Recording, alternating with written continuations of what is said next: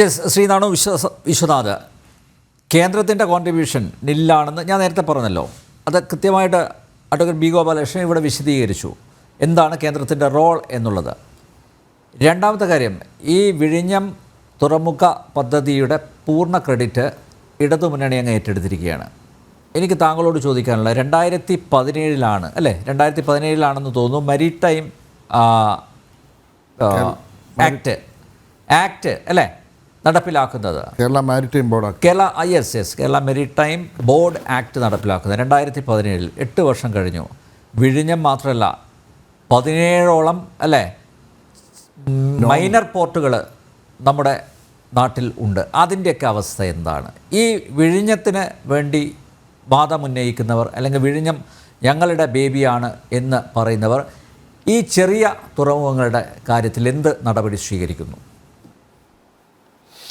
Okay, ഞാൻ അതിനു മുമ്പേ ഈ കഴിഞ്ഞ ഒരു 3 പതിറ്റാണ്ടായിട്ട് കേരളത്തിലെയും ലോകരാജ്യങ്ങളിലെയും മാരിടൈം സെക്ടറിൽ നിൽക്കുന്ന ഒരാളെന്ന നിലയ്ക്ക് ഇവിടുത്തെ ലോകരാജ്യങ്ങളിലുള്ള മലയാളിയുടെ ഇന്നത്തെ മനസ്സിനെ കുറച്ചൊക്കെ മനസ്സിലാക്കിയിട്ടുള്ള ഒരാളെന്ന നിലയ്ക്കും കൂടെ ഒരു കാര്യം സൂചിപ്പിക്കാൻ ആഗ്രഹിക്കുന്നു.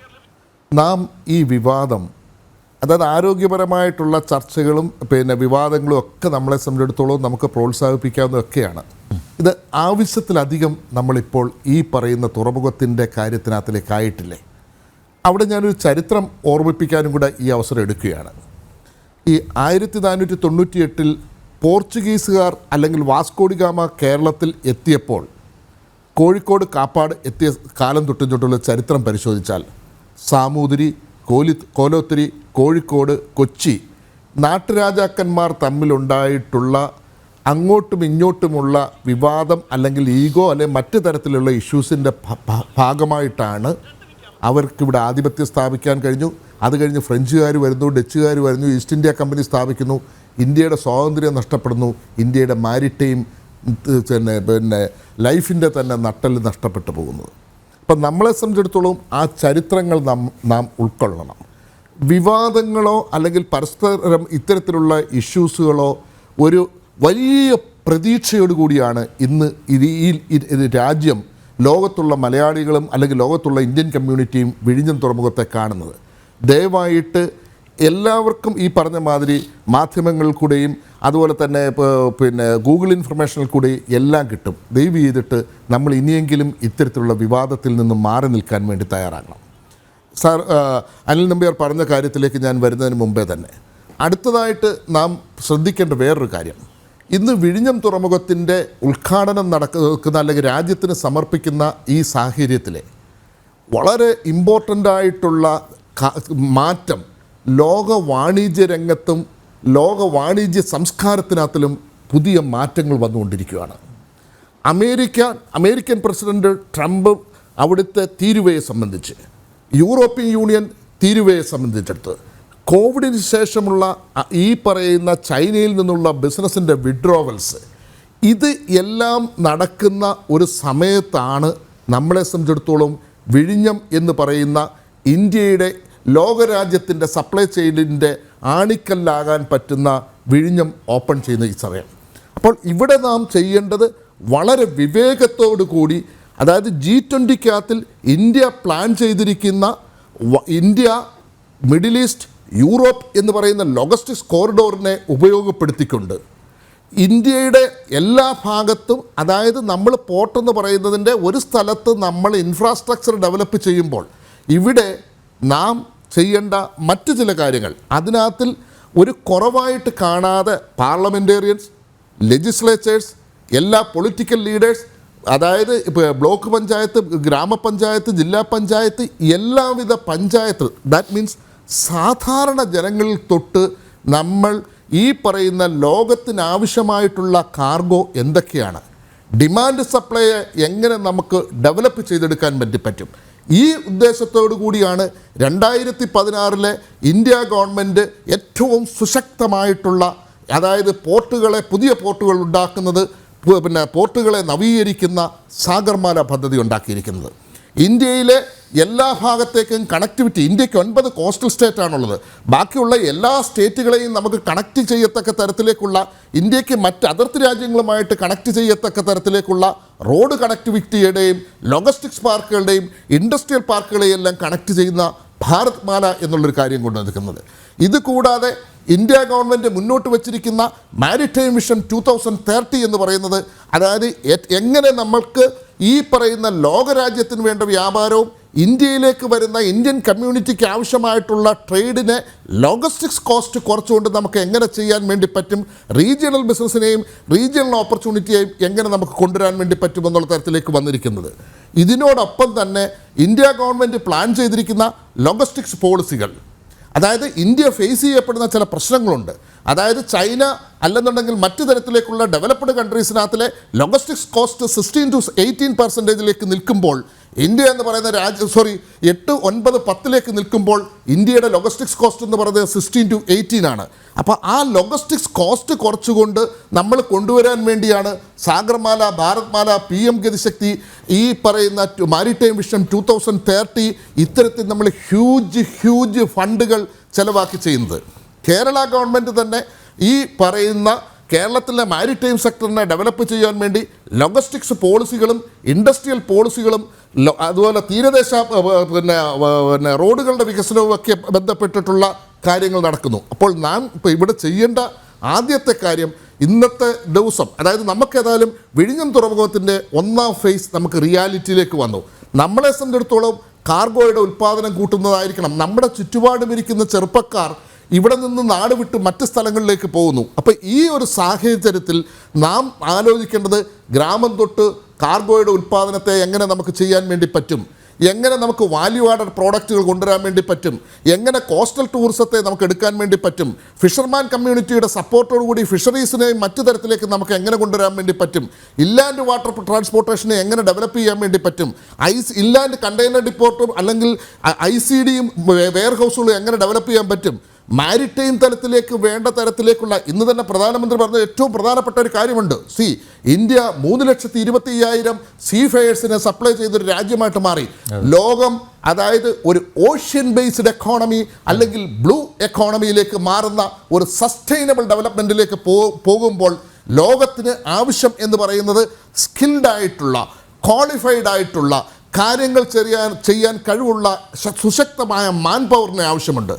ലോകവ്യാപാരം ഇന്ത്യയിലേക്ക് നാം ആകർഷിക്കുമ്പോൾ അല്ലെങ്കിൽ അത് കൊടുക്കാൻ നമുക്ക് നല്ലൊരു മാരിടൈം കൾച്ചർ ഉണ്ടാകണം.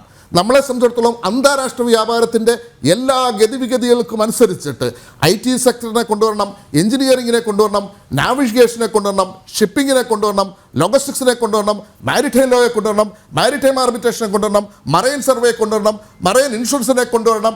അങ്ങനെ മാരിടൈമിൻ്റെ എല്ലാവിധ തലത്തിലേക്കും, ബിക്കോസ് മാരിടൈം സെക്ടർ അല്ലെങ്കിൽ ലോജിസ്റ്റിക്സ് ആൻഡ് സപ്ലൈ ചെയിൻ അല്ലെ പോർട്ട് ആൻഡ് കമ്പൈൻ ട്രാൻസ്പോർട്ടേഷൻ നമ്മൾ സപ്ലൈ ചെയിൻ നടത്തപ്പെടുന്നത്, അതായത് ഒരു റീജിയണിൽ മാത്രമല്ല, വിഴിഞ്ഞമോ കേരളത്തിലെ നോൺ മേജർ തുറമുഖങ്ങളോ ഇന്ത്യയിലെ മേജർ തുറമുഖങ്ങളോ ഇന്ത്യയിലെ കണ്ടെയ്നർ ടെർമിനലുകളോ ബിസിനസ് കൊടുക്കാൻ വേണ്ടി പോകുന്നത് കേരളത്തിനോ അല്ലെങ്കിൽ ഇന്ത്യക്കോ മാത്രമല്ല, ലോകത്തെ ഊട്ടുന്ന ഒരു രാജ്യമായിട്ടാണ് ഇന്ത്യ ഇന്ന് ഭൂപടത്തിൽ നിൽക്കുന്നത്.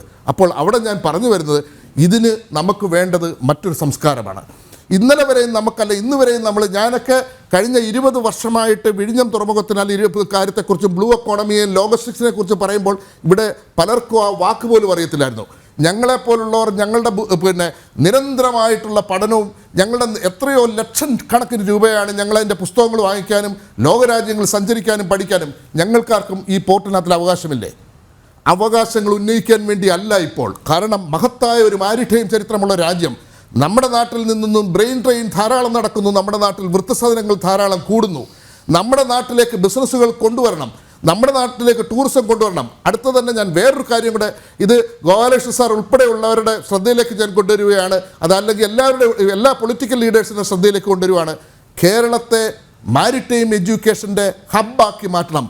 അതായത് ബ്ലൂ എക്കോണമിയുടെ യൂണിവേഴ്സിറ്റികൾ, മാരിടൈം യൂണിവേഴ്സിറ്റികൾ, ഫോറിൻ ട്രേഡ് യൂണിവേഴ്സിറ്റികളെല്ലാം കേരളത്തിൽ സ്ഥാപിക്കണം. എന്തുകൊണ്ട് കേരളത്തെ അങ്ങനെ സ്ഥാപിച്ചാൽ ലോകരാജ്യങ്ങളിലുള്ള യൂറോയും ഡോളറും മറ്റു തരത്തിലുള്ള കറൻസികളും കൊടുത്ത് പഠിക്കുന്ന വിദ്യാർത്ഥികളെ നമുക്ക് ഇവിടത്തേക്ക് കൊണ്ടുവരാൻ വേണ്ടി പറ്റും. അതിന് പറ്റിയ ഏറ്റവും നല്ല മണ്ണാണ് കേരളം, അല്ലെങ്കിൽ ഇന്ത്യ, പ്രത്യേകിച്ചും കേരളം. 590 കിലോമീറ്റർ തീരദേശം, നമുക്ക് തിരുവനന്തപുരത്തൊരു മെഗാ പോർട്ട്, കൊച്ചിയിൽ പോർട്ട് ട്രസ്റ്റ് ആക്ട് അനുസരിച്ചിട്ടുള്ള ഒരു ഒന്നാന്തരമായിട്ടുള്ള ലോകോത്തര നിലവാരമുള്ള ഷിപ്പ് നിർമ്മാണശാല, വല്ലാർപാടം കണ്ടെയ്നർ ടെർമിനൽ നമ്മുടെ മുന്നിൽ നിൽക്കപ്പെടുന്നു. അതേ തരത്തിൽ തന്നെ 17 നോൺ മേജർ തുറമുഖങ്ങൾ, 4 എയർപോർട്ടുകൾ, മലനാട് ഇടനാട് തീരദേശം, അതേ തരത്തിൽ തന്നെ ഇൻലാൻഡ് വാട്ടർവേസിന് വേണ്ടിയിട്ടുള്ള എല്ലാ കാര്യങ്ങളും, കോസ്റ്റൽ ഷിപ്പിങ്ങിന് വേണ്ടി ഉള്ള എല്ലാ വിധങ്ങളും, ഹാർബറുകൾ. ഇതിൽ കൂടുതൽ ഒരു യൂണിവേഴ്സിറ്റിക്ക്, ഒരു വിദ്യാർത്ഥിക്ക്, അല്ലെങ്കിൽ ഒരു സമൂഹത്തിനെ പഠിപ്പിച്ചു കൊടുക്കാൻ വേണ്ടി പറ്റുന്ന എന്താണ് നമുക്ക് വേണ്ടത്?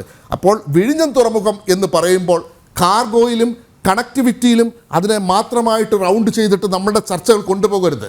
കാരണം നമ്മളെ സംബന്ധിച്ചിടത്തോളം നമ്മൾ ഏറ്റവും ആത്യന്തികമായിട്ട് പ്ലാനിംഗ് ബോർഡിനകത്തിലായാലും ലെജിസ്ലേച്ചറിനകത്തിലായാലും മറ്റ് സർവ്വ മേഖലകളും, ബിക്കോസ് നമ്മളെ സംബന്ധിച്ചിടത്തോളം ഈ കഴിഞ്ഞ ഒരു 10-25 അല്ലെങ്കിൽ 30 വർഷത്തെ ചരിത്രങ്ങൾ, 40 വർഷത്തെ ചരിത്രം എടുത്താൽ മാരിടൈം എഡ്യൂക്കേഷൻ ആവശ്യമായിട്ടുള്ള ഫെസിലിറ്റീസ് നമ്മുടെ ഇടയിൽ ഇല്ലായിരുന്നു. അത് നമ്മളുടെ ഒരു കുറവാണ്. അപ്പോൾ ഞങ്ങളെപ്പോലൊക്കെയുള്ളവർ വിദേശ രാജ്യങ്ങളിൽ പോയപ്പോൾ അവിടെ നിന്ന് കിട്ടിയിട്ടുള്ള അറിവുകൾ സ്വായത്തമാക്കിക്കൊണ്ട് ഈ നാടിന് ഒരു തരത്തിലുമുള്ള ലാഭമോ അധികാരമോ നോക്കാതാണ് ഞങ്ങൾ ഇത്തരത്തിലേക്ക് ഈ പറയുന്നത് സംസാരിക്കുന്നത്.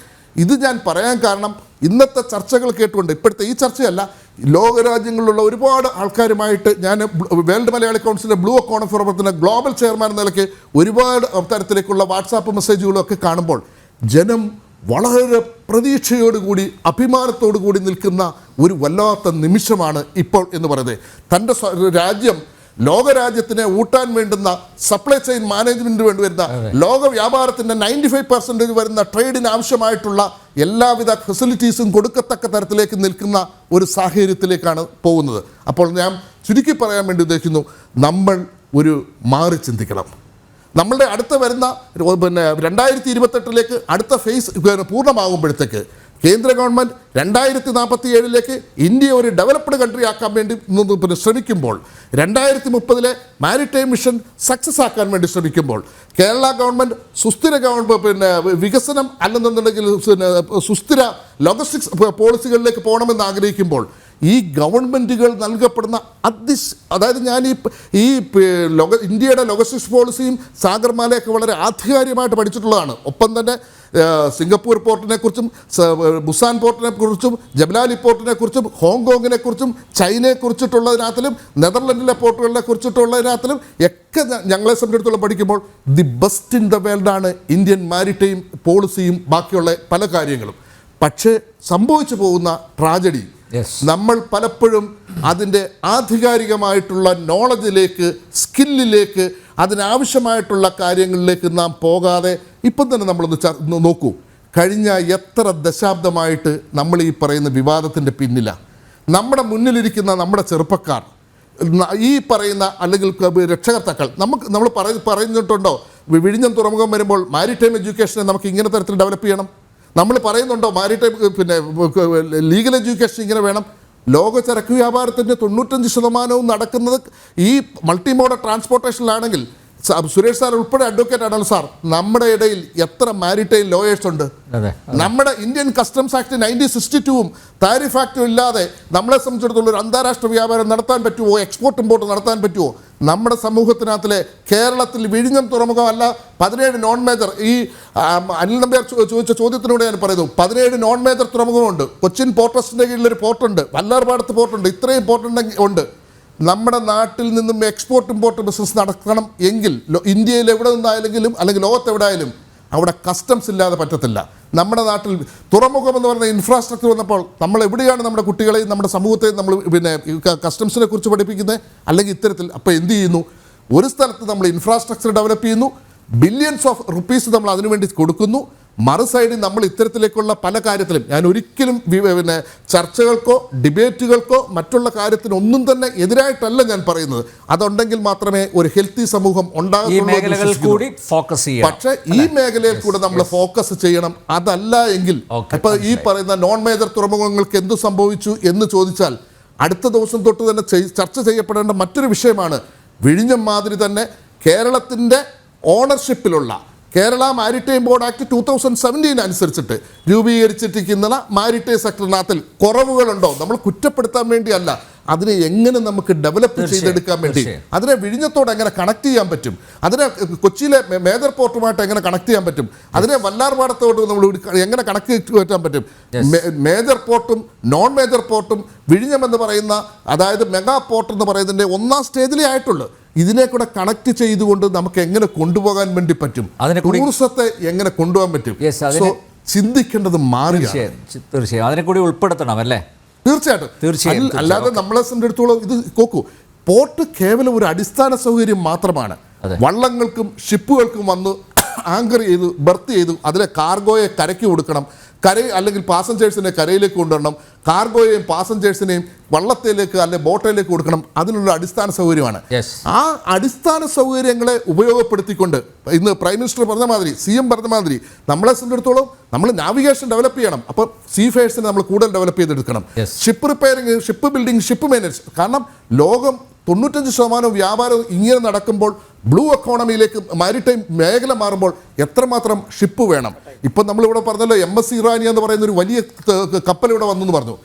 ഈ 3 ഫുട്ബോൾ ഗ്രൗണ്ടിൻ്റെ വലിപ്പമുള്ള ഒരു കപ്പലാണ്. അപ്പോൾ ആ കപ്പലിനകത്തിലേക്ക് ഹോസ്പിറ്റാലിറ്റിയിലെ, എഞ്ചിനീയറിലെ, ഓട്ടോമേഷനിലെ, ഡിജിറ്റലൈസേഷനെ, അപ്പം നമ്മൾ ടെക്നോളജി എഞ്ചിനീയറിംഗ് കോളേജിനെ എങ്ങനെ മാറ്റിവിടണം. വിഴിഞ്ഞം തുറമുഖം നമ്മൾ നിൽക്കുന്ന സമയത്ത് എഞ്ചിനീയറിംഗ് കോളേജ് നമ്മളെ അടയ്ക്കാൻ പോകുന്നു. അതിനെ നമ്മളെ സംബന്ധിച്ചിടത്തോളം അതിൽ നിന്നും നമുക്ക് മാറ്റി എങ്ങനെ പോർട്ട് തലത്തിൽ ലീഡ് ചെയ്യുന്ന ഇൻഡസ്ട്രിയിലേക്ക് നമുക്ക് കൊണ്ടുവരാൻ വേണ്ടി പറ്റും. ലോകരാജ്യങ്ങളിലെ ഫോറിൻ ട്രേഡ് പോളിസികൾ എങ്ങനെയൊക്കെയാണ്, ലോകത്തിലെ പൊളിറ്റിക്കൽ സിറ്റുവേഷൻസ് എന്തെങ്ങനെയാണ്, എക്കണോമിക്കൽ സിറ്റുവേഷൻ എങ്ങനെയാണ്, UN എന്തെല്ലാം തീരുമാനങ്ങൾ എടുക്കുന്നു, എന്തെല്ലാം തരത്തിലുള്ള ട്രീറ്റുകൾ നമ്മുടെ രാജ്യത്ത് അല്ലെങ്കിൽ ലോകത്തേക്ക് നടക്കപ്പെടുന്നു, പ്രോട്ടോക്കോളുകൾ എന്തൊക്കെയാണ്, നമ്മളെ എക്കണോമിസ്റ്റുകളെ നാം അത്തരത്തിലേക്ക് വാർത്തെടുക്കണം. ലോകത്തിന്റെ ചലനം നമ്മൾ അങ്ങനെ മനസ്സിലാക്കിയാൽ മാത്രമേ പോർട്ട് ഒരു രാജ്യത്തിന്റെ സംഭാവന. ഈ വിഷയം പ്രത്യേകമായിട്ട് ചർച്ച ചെയ്യണം.